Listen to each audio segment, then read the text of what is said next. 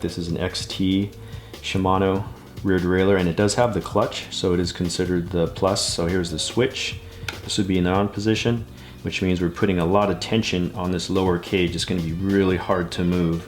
When we turn this off, there's the off position here. This derailleur cage is going to be much easier to move. And the only time we turn this off is when we're usually taking the wheel or the whole tire off of the bike. It's going to be much easier to manipulate that portion. So the clutch system, you'll find this very common on bikes that are coming with a single ring. They'll often call them an 11x1 or a 10x1. Gears, 11 gears or 10 gears in the back, 1 gear in the front, no derailleur anymore.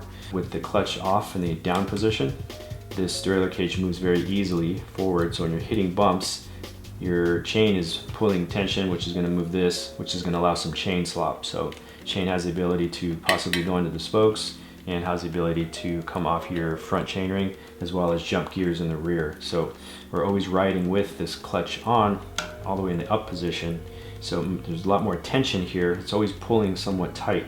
It's going to be harder to push down, which means it's going to be harder to create this chain slop, and it's going to be harder for the chain to jump off here or move gears in the back. So always keeping it on. The only time I turn it off is when I need to remove the rear wheel, so I can move this around very easily and I'm not fighting the spring here.